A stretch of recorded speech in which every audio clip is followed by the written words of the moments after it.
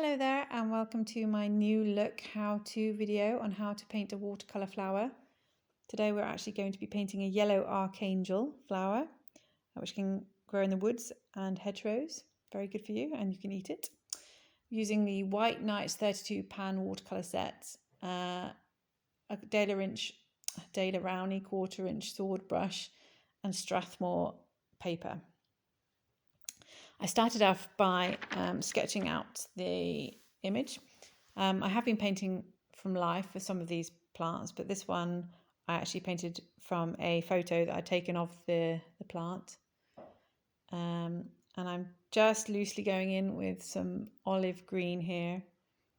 I'm trying to vary up the colours a little bit, so it might just seem like the one colour here, but I've been dabbing in like a little bit of yellow and trying to create kind of an interesting variegated look for the leaf. Now you'll notice it's a bit of a funny angle. It starts off as a funny angle, but actually I change it a bit later on. I'm just testing out YouTube strategies and what works best.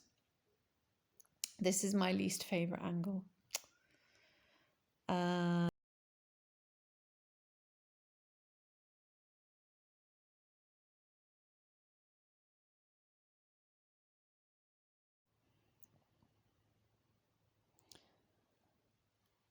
So the first colour that I'm applying is always a little bit light. With watercolours, it always fades a little bit.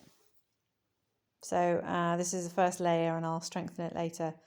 You can see I've applied too much paint there. It's quite a large daub. So what I've done is dry the paintbrush, and a dry paintbrush ends up sucking up some of the colour and the wetness. The thing to do is to actually test the colour on a bit of paper. I am a little bit lazy, so I don't do that. But that's a way to avoid getting large daubs of colour. Here I'm just using the lemon yellow where there are the flowers.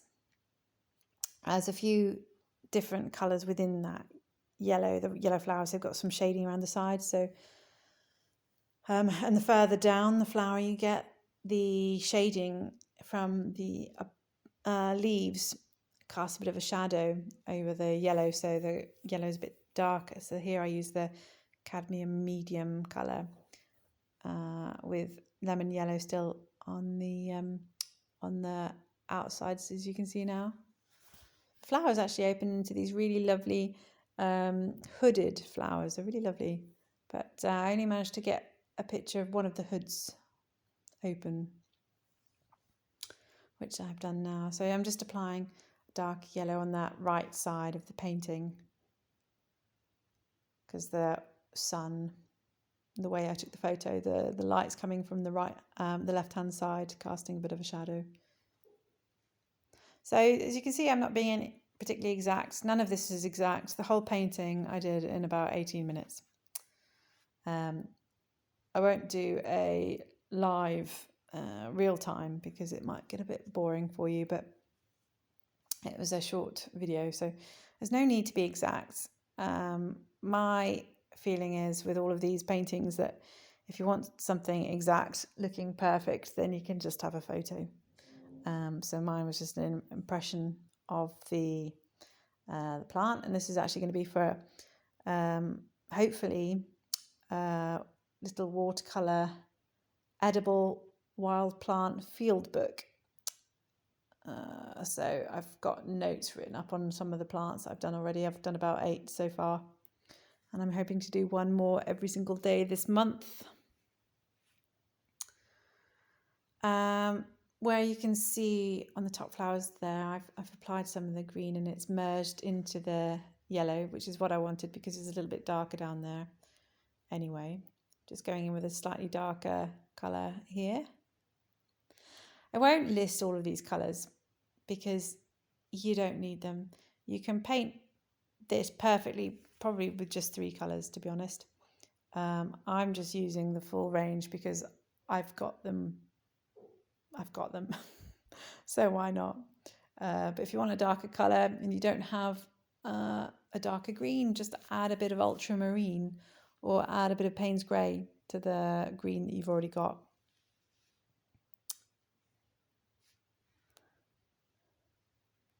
So when I'm wanting fine details, you can see I'm turning the brush around and I'm using the very fine point of the brush.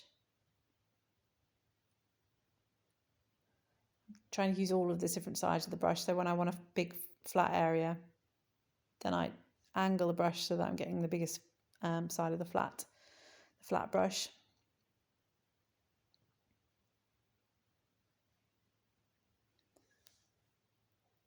Okay, what I might do is speed it along a little bit, because this bit isn't, you can see what I'm doing. I'm just adding colours. I'm just going to be adding more green to the leaves as we go, and then I'll start up the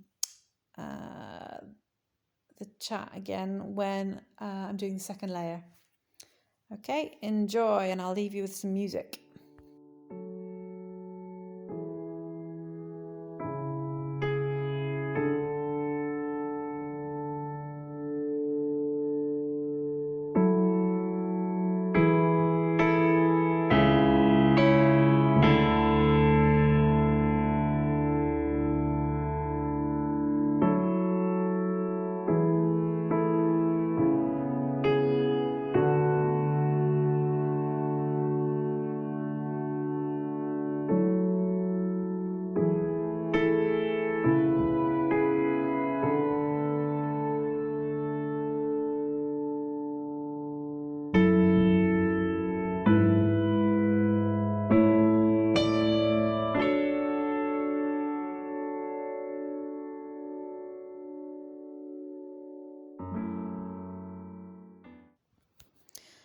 Okay, well, now it's time to do the second layer. I've waited until the first layer's dried, and these leaves have quite a rough, crinkly kind of a texture to them. So I'm just trying to add that here, trying to leave a few little white lines where there was, what do you call those lines? The veins. I'm not sure that's the technical term or not really. Where the veins of the leaf are. Leaf.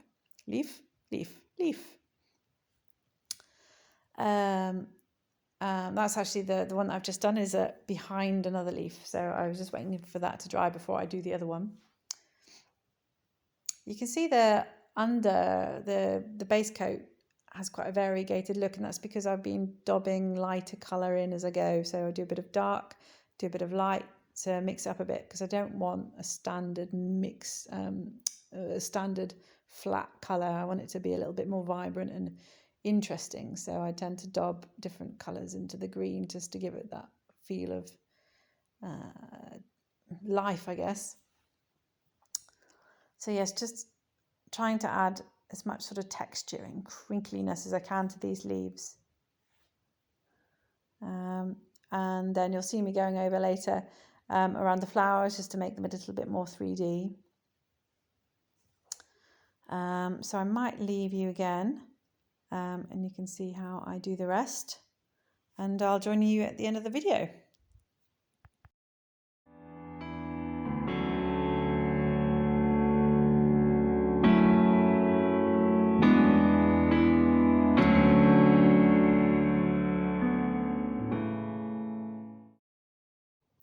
So here, as you can see, I'm just adding a little bit more contrast. I think that's the thing that really tells apart an amateur from a professional artist, a little bit of contrast. So really study the photo to see where those darks are and where the lights are.